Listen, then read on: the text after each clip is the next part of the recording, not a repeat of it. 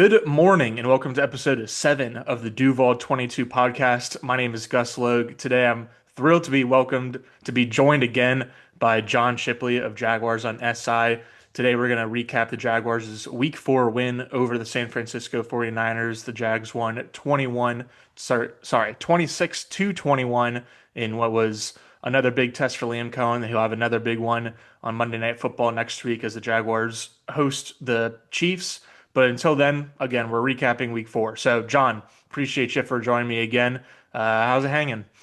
It's hanging, man. It's hanging, man. Low and to the right. It's going good. It feels weird covering a team playing competent football again. It's been a while since what, November of 2023, so just about 22 or so months since the last time we really got them in last year. Jags, when they picked up the first one last year, it was what, week 5, and like they barely beat the Joe Flacco Colts at home, and it was Yeah, they beat like Gerard Mayo, and then they beat Brian Callahan twice. There was no good football in Jacksonville last year. So it's you and I have talked about, it's always more interesting covering a good team than a bad one. absolutely. It's also interesting covering a team when the head coach gets into a little bit of a spat with the not just opposing defensive coordinator, but the guy that probably would have taken the head coaching job in Jacksonville if Liam Coen didn't take it.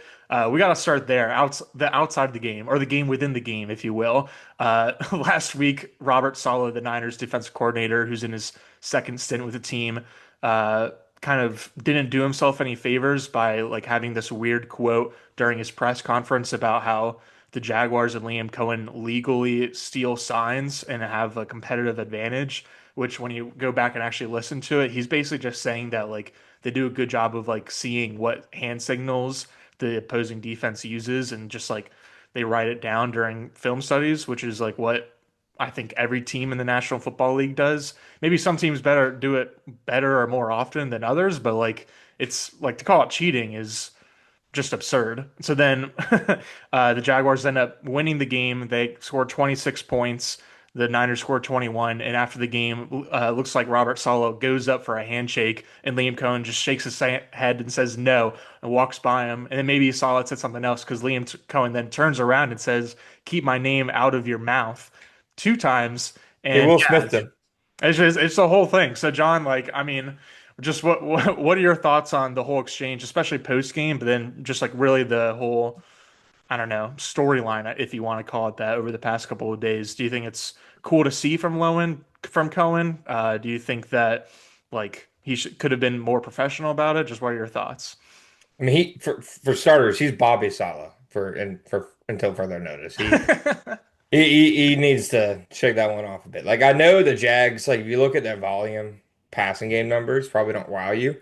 They were like a top 10 offense this week in terms of like EPA per play and stuff. Like, I really feel like if you go back and watch it, if it weren't for like the penalties, putting them behind the chain so often, the 49ers defense didn't really do anything. I mean, there were a couple self-inflicted wounds, like Trevor Lawrence, 2 bad passes with Fred Warner in coverage. He didn't hit Parker Washington on that one deep over. Otherwise, I didn't think Robert Saleh presented any challenge to the Jaguars. Jaguars had like 3.1 yards per carry before contact.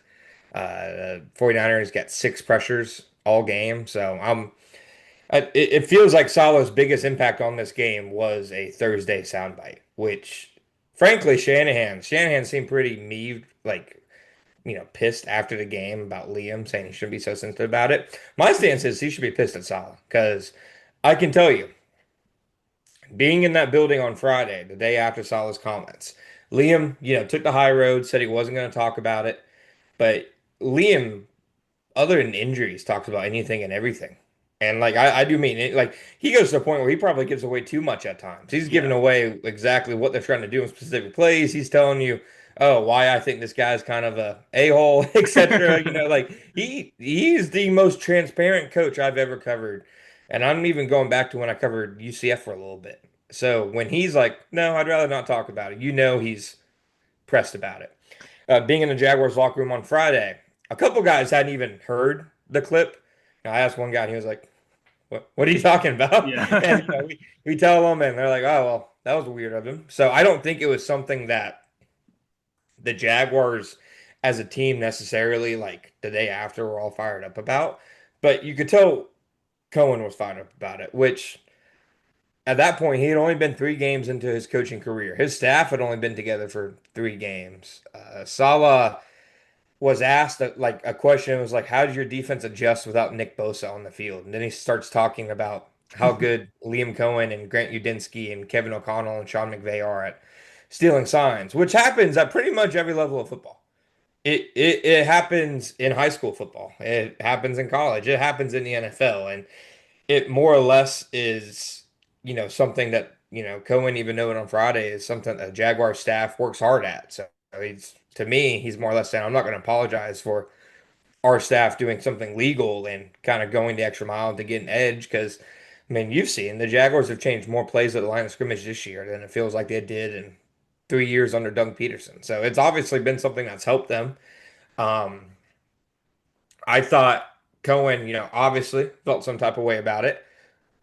From everybody I've talked to since his interaction with Saleh post game, it's only earned him more cachet in the locker room. I truly believe. I haven't heard any negative reaction from anybody involved with the franchise.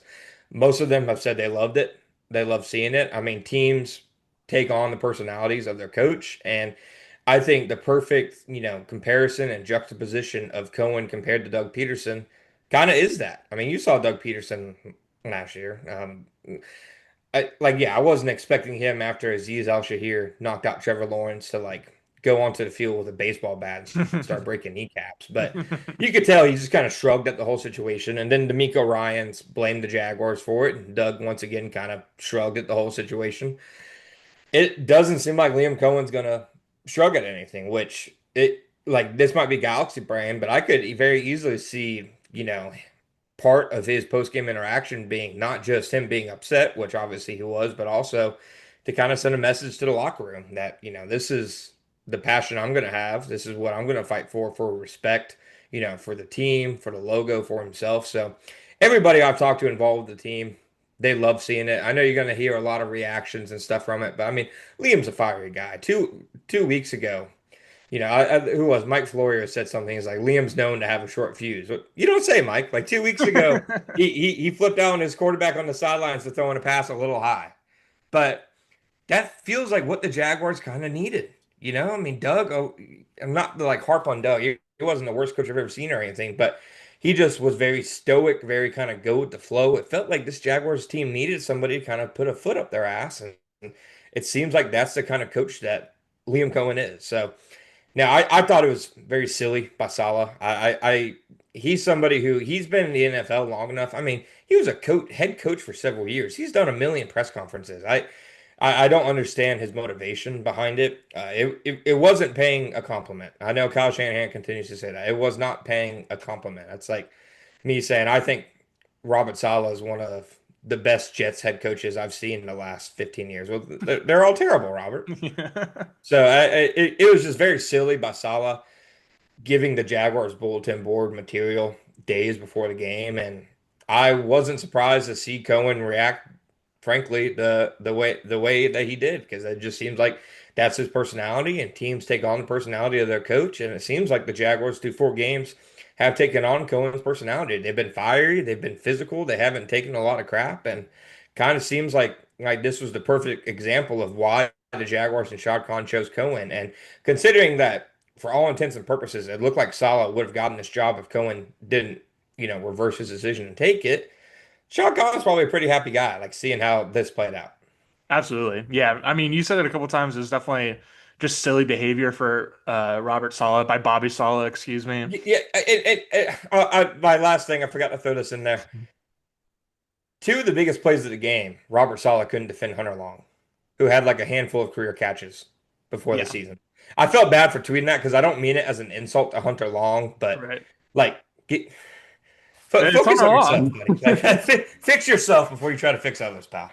Yeah, I think the fiery response from Cohen, I think, is definitely appreciated in the locker room, even if I haven't necessarily like gotten word from that directly. Like you can just kind of tell, and like I don't think he was necessarily like putting on a show for his team or anything like that. But it's interesting because I think that even if he was, which he clearly was fired up about it and a little emotional about it, I feel like he could have taken a quote unquote more professional route, but like it's not like it's like it was an unprofessional thing, anything that he did. And I think that definitely the emotion, the fire, whatever you want to call it, is a good thing for the locker room. Partly because of like we talked about the shrugging from Doug Peterson and all of their previous coaches, but also like even when you look at the team leaders in the locker room, like I feel like Josh Hines Allen and Travon Walker are guys that like lead more by example than like just getting in people's face. Obviously, Trevor Lawrence is a little bit more on the reserve side, personality wise. Brian Thomas Jr. too, and so like Lawrence has said that like his fire has kind of gone up a little bit this season Yeah. because of Cohen. And I think that's like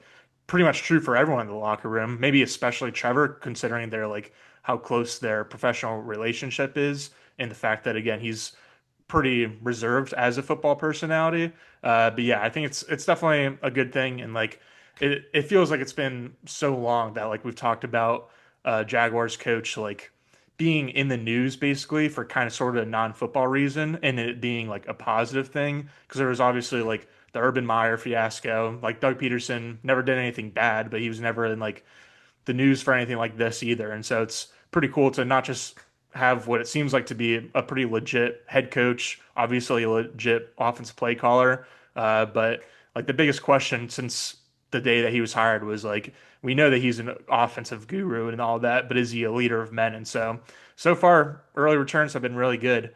In terms of the game itself, I think the Jaguars offense was able to kind of play its own game. They had the Travis Etienne 50-yard touchdown, and then the drive where Lawrence went 8 for 8 for 84 yards. And I think pretty sure that drive was capped off by a Hunter Long touchdown. So like they got up 14-3, and then they were able to like not necessarily take their foot off the gas pedal, I guess a little bit in that regard. But they were able to play just more conservative and play to win the game with a lead, which certainly helps. And so I don't know if you had any takeaways from the offensive side of the ball. I think it was interesting that Brian Thomas had a pretty solid day. He had like 5 catches for 50 yards. Had one that he should have caught and had a toe go out of bounds. But it was interesting to me that he was used so much on the sideline. Like I feel like they were really trying to expand his route tree going into the year, and then obviously he didn't have much success going over the middle of the field. And so I feel like he's back to really what he was at the beginning of his rookie season, which is basically just like a perimeter guy only. And it's like he's got such good speed that he's going to get a pretty good cushion against cornerbacks. And so, like, the intermediate comebacks and digs and outs and stuff like that are going to be open probably more often than not. But he's just kind of stuck out there for now. But again, any takeaways that you had from the offense in week 4, John? Yeah, I mean, Brian had his most efficient game by far. If you're looking at just like total EPA and stuff, he's had two games this year with positive EPA against Houston, which it was like 0.02, so barely, and then this one, which was like 1 point something. I think this one, he was definitely like a speed out merchant.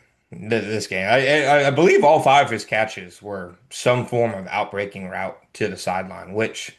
I mean, if a guy's struggling against contact and, if he is dealing with a legit injury, maybe it makes sense to have him deal less so in traffic. It just, the way their offense is built, they don't really have anybody other than Brendan Strange and to an extent De'Ami Brown who can kind of work that area of the field. So it felt like they were start the season being like, well, Brian, you're the number 1 receiver. You're expected to do everything. It seems like they've kind of adjusted to that. We'll see if that was more of a specific game matchup, but I don't think it's a coincidence that he had his cleanest game of the year when they used him in this specific role. I thought the offense like they improved in a lot of things in terms of there were a lot fewer drops, a lot fewer, obviously it didn't turn the ball over. I thought the penalties continue to hurt them because they continue to get behind the chains. They continue to have big plays called back. I'm sure there's somebody who collects a stat out there, but I'd imagine the Jaguars rank high in yardage loss due to penalties this year. I mean, they've had, several big plays, negated due one reason or another due to penalties. I think that was probably the biggest downside, but I thought Trevor, mostly played a clean game. There were a few plays, the Parker Washington play, and then like 2 throws to Ben Strange where his ball placement wasn't great. One on a slant at the end of the game, and then one where he got hit by Fred Warner. I think it was sometime in the third quarter or something when he was doing kind of a dig or an in over the middle of the field. But otherwise, I thought Trevor had a relatively clean game. I thought the offensive line, especially the interior offensive line, played really well. I mean, it seems like right now this is kind of how the Jaguars need to play. Is run the ball well, hit your play action shots, and then kind of chip away at the defense in the short and intermediate area of the field because right now the deep ball just isn't really there. The Jaguars didn't really try it this week either, but I believe that throw to Travis Hunter was Trevor's first deep completion, this year. He's been like a top 15 deep passer every other year in his career, just hasn't been there this year. So it seems like, that's the biggest area they need to improve. But otherwise, I thought it was a clean game from the offense.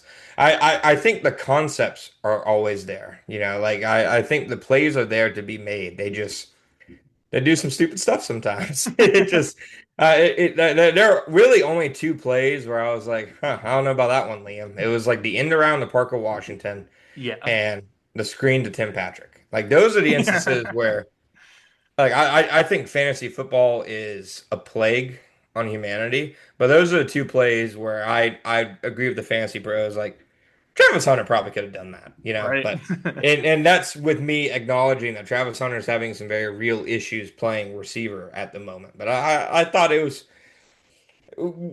like didn't have the highs of the Cincinnati Bengals game, but it was probably like the cleanest, most efficient game the offense has played so far, if that makes sense. Absolutely. Yeah, I can't think of a drop off the top of my head.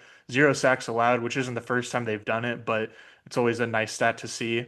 And like really the penalties which you harped on were like I feel like the only consistent negative throughout the course of the game. I like the deep shots thing is definitely a good thing to touch on too, because going into the week, Trevor and Michael Penix Jr. were the only players that didn't have a completion of 20 plus air yards out of quarterbacks that had at least five attempts. And so if I guess the Travis Hunter one was a 20-yarder, and so that would have been his first one. I was expecting like they did jump out to a 14-3 lead, so like it's not like they really had to take shots down the field. But I thought, especially with Renardo Green being out for the Niners, and then obviously Nick Bosa was out, I thought San Francisco would be kind of susceptible to allowing some explosive plays, especially like they've uh, had some coverage busts early in the season too that like just ended up they kind of got saved by like bad throws or penalties and stuff like that, or just the quarterback not even seeing that a coverage bust happened.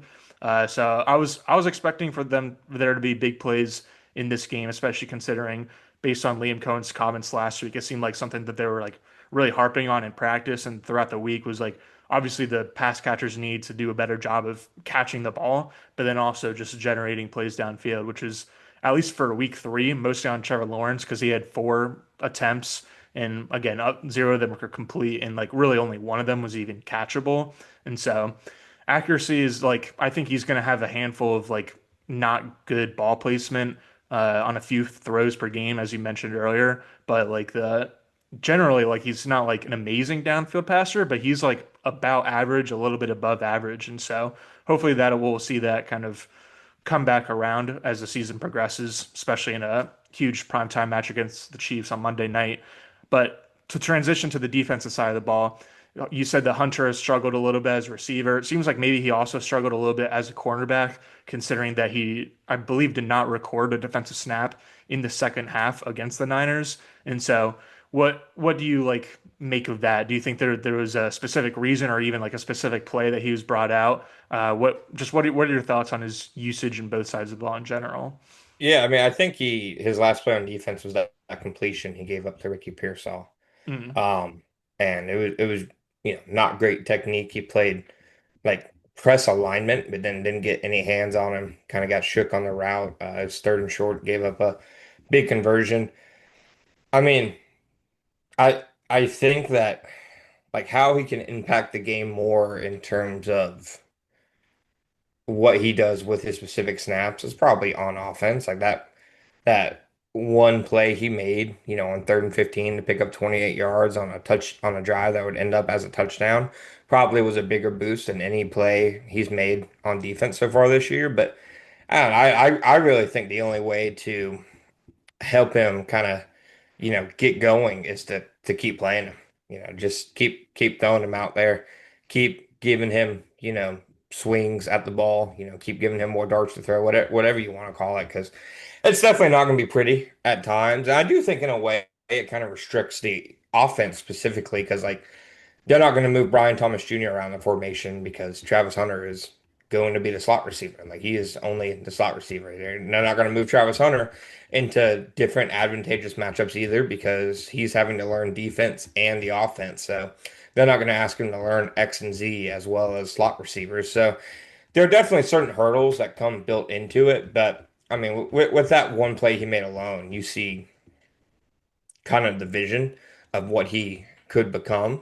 Are they getting a great return on it so far? No, but I don't think they made this trade to get a great return in the first 4 games. I think they made this trade to get a good return, 3, 4, 5 years down the road, etc. But the way that football is and the way the social media is, you will continue to hear people harp on it and continue to hear people say they should have taken Teteroa McMillan or, like, and I don't personally think like I think the flashes we've seen from Travis. I mean, the last 2 weeks alone, he has his, two most explosive plays of the season. I think you're seeing the talent from him and the things that from Teteroa that I think he can't do, which is, go out there and make the plays in space, etc. Like, yeah, the Jags definitely could use a guy like McMillan, but I also think the appeal of having a guy like Hunter who can make plays on offense while also having such a high ceiling at corner, I can definitely see why they,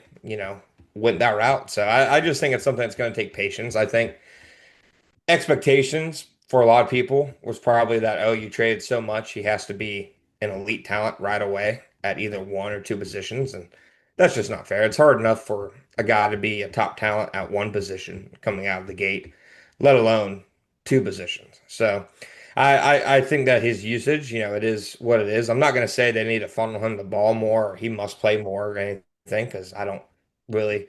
I'm in like two fantasy leagues. You're in one of them with me. I'm not very good at it, so I'm not very invested in how much he gets the ball, but kind of is what it is at this point. Yeah, I would say like maybe not necessarily funnel him the ball, but like the same way that we talk about quarterbacks sometimes, like oh, just like get them a couple like easy short completions early in the game to get them in the flow a little bit. I think that like you could say a similar thing about both Travis Hunter and Brian Thomas. Like again, why are we running like end arounds to Parker Washington and screens to Tim Patrick when like clearly like the two most athletic pass catchers and the guys that are like most special with the ball in their hand are BT and Hunter, and then also like they could get going a little bit. It seems like they both are like I wouldn't say that they're lacking confidence, but it could probably certainly go up. And so to like get the ball into their hands, make them feel a little bit more alive, I don't know, get them going, I think makes a lot more sense. Um, on Sunday there was a lot of injuries for the Jaguars. Patrick McCarry left early, Antonio Johnson, Anton Harrison. I should have had a list, but there was a good amount of guys that went out, and it seems like potentially the most serious injury is to Travon Walker. Jeremy Fowler had a tweet earlier that said that Walker is scheduled to see a specialist about the wrist injury suffered Sunday. The injury is not considered season ending for the former number one overall pick. What do you mean it's not season ending? That was that was on the table? Yeah, so they're not great. We're recording this. It's about 3:30 right now, and Liam Coen will be speaking at 4 o'clock. And so by the time this podcast is out, we'll not necessarily have more news about Travon Walker, as I see you're shaking your head, but like You'll have no news. maybe some more news about like other guys like Macari or Anton No, Harrison that got dinged up. No, not even no, that. no. So scratch all that. You will not be getting injury updates. John, I'm sure you don't have a full injury update for us on any of these guys, but specifically for Travon Walker, like he and Josh Hines Allen have been arguably the two best players on the team so far this season. He had one of the best games of his career against the Bengals in week 2, and again, really all season he's been playing really well. And so, like, what's the effect going to be if he misses, even if it's just one game? Just if Travon Walker misses time, how do you expect Anthony Campanile to kind of readjust his edge rotation, and like how big of an effect do you think it'll have on the defense? No, I mean, I think it'd be significant. The beauty of having both these guys is, like you saw in the Texans game, the Texans couldn't just devote a ton of resources and pass protection to Josh Hines Allen because you have Travon Walker killing the right tackle on the other side of the ball. So I think you saw San Francisco, once Trayvon left the game, they were able to put a lot of bodies on Josh because he's, you know, a blue chip pass rusher. He earns that kind of respect from offensive lines. Trayvon has definitely had a hot start to the season. He's been very effective against the run. And some of the things that Campanelli likes to do is he likes to, bring Gardeck down onto the line of scrimmage and kind of go into a five-man front and kind of move Trayvon to kind of a four-eye. And that's just not something you can do with every defensive end on the roster. I mean, Trayvon is kind of a one of one kind of guy in that regard. So I think it'd be a big loss if he misses time, which I think is the obvious presumption here. I mean, if you watch the video of the Jaguars locker room after the game, you can see him in the background, in a sling, which is never a positive thing. So it definitely would be a pretty significant loss, both to the run defense, to the pass defense. I think you'd see obviously more snaps for Smoot and Ogba. Ogba probably had his best game as a Jag on Sunday, but he wasn't really doing much the first 3 weeks, Right. so not exactly a high bar. You probably see BJ Green active and see him get some pass rushing, reps like on obvious passing downs and stuff. But again, like he's not Trayvon. He's not going to go in there and play 30 snaps a game because right now he looks more like a designated pass rusher than anything else. I think you probably see Smoot get an increase in reps, see a decent amount of Ogba.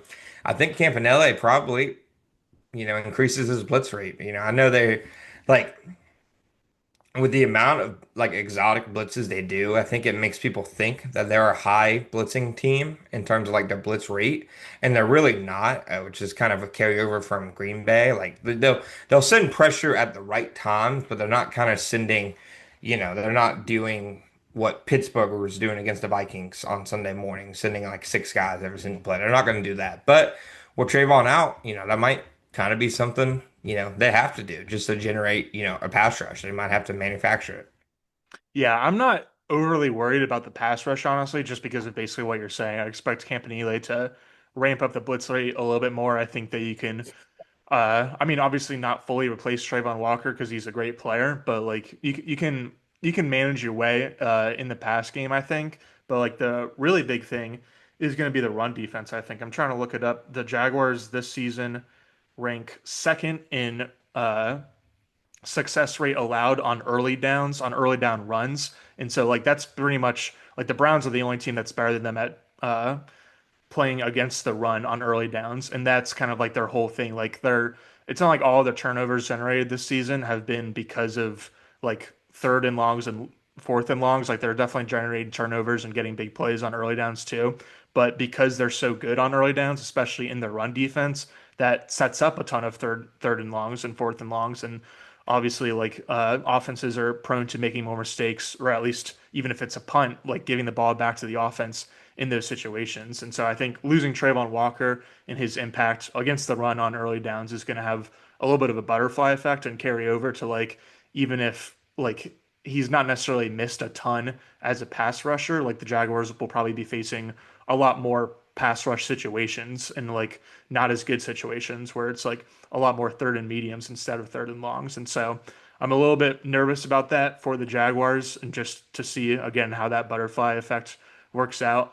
Um, but John, the last question I got for you today is just any other takeaways from no pun intended, the defense on Sunday, which did record its 13th takeaway of the season and just its fourth game. It's I think the second time in the last 20 years that a defense has 13 takeaways through the first month of the season. And so, just any other notes on that side of the ball before we get out of here?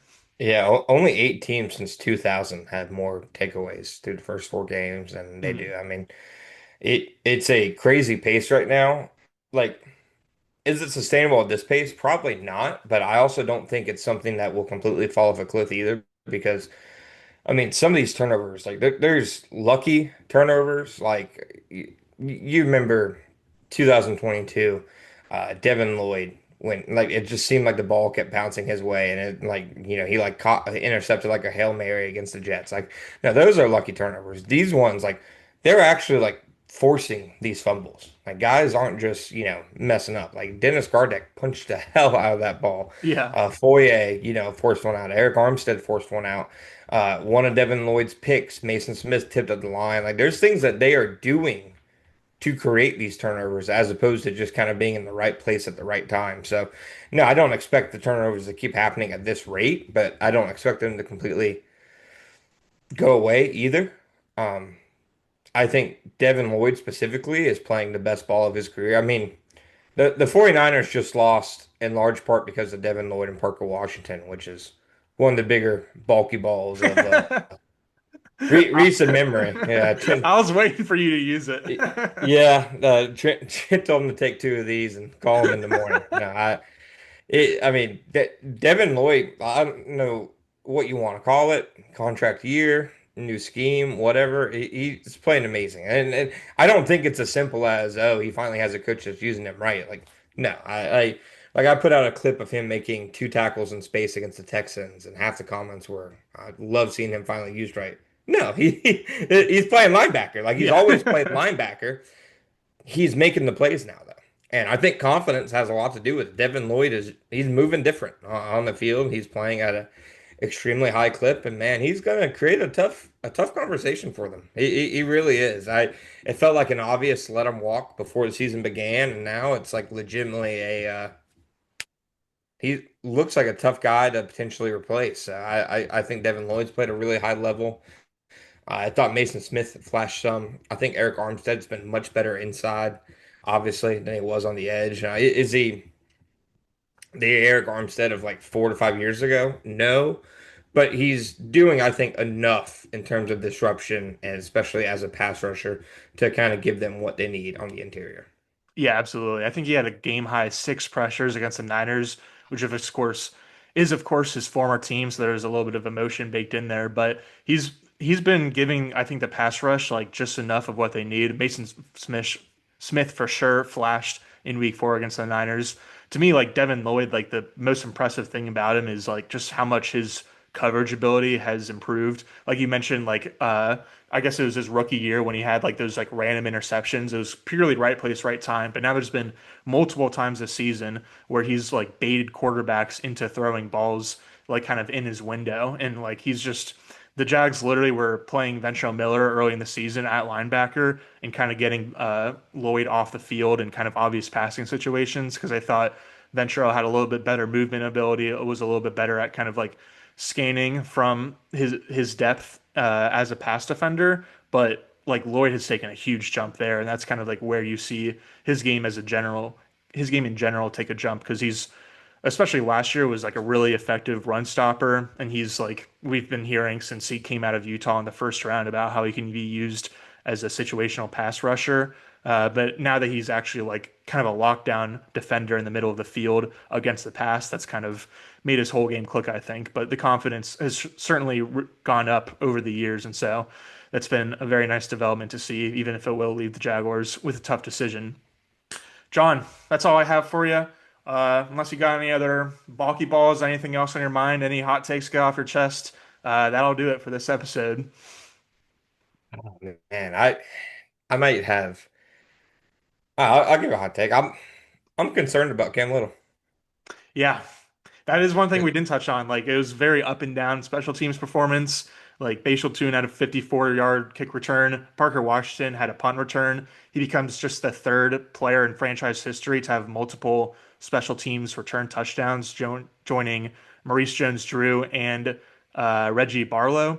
But yeah, then there was also Quinn Allen stepping out of bounds at the 7 yard line as he was fielding a kick return.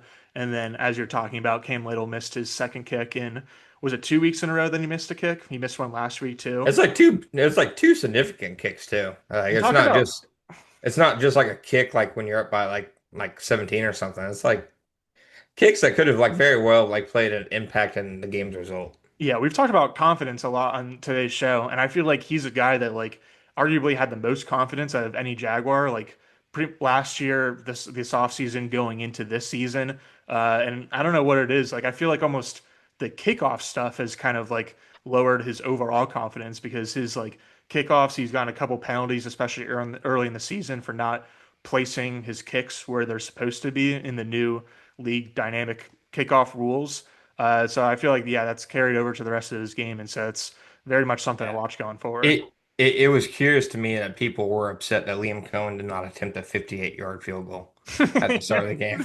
Dude, we're gonna be hearing about that like all season now, just because of the 70 yarder, which it's understandable. But now, It's anytime the Jaguars like yeah. are not even across midfield, anytime they're close to midfield, it's like, oh, Cam Little territory. Oh, Yeah, why are they not sending him out? let's see him getting made from 40. Yeah, Then we'll talk.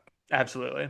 All right, John, appreciate you as always. Thanks for joining. I'm sure we'll have you back at some point. Why don't you tell the people where they can find your work and if you got anything cool going on? Yeah, you can find me at Jaguars on SI. I mean, we're there, boots on the ground facility every day. It's going to be a weird week this week because of Monday Night Football. So bear with us as we get through it. But, we'll be in the locker room all week talking to, everybody about the Jaguars 3-1 start. I mean, there aren't many players that were here the last time the Jaguars started 3-1. I think it was Dewan Smoot and Logan Cook. I believe that is it. So definitely a different feeling here in Jacksonville. Absolutely. Well, thank you again, John. Thank you to everyone for watching and listening. Check out more Jaguars analysis on Duval22.com.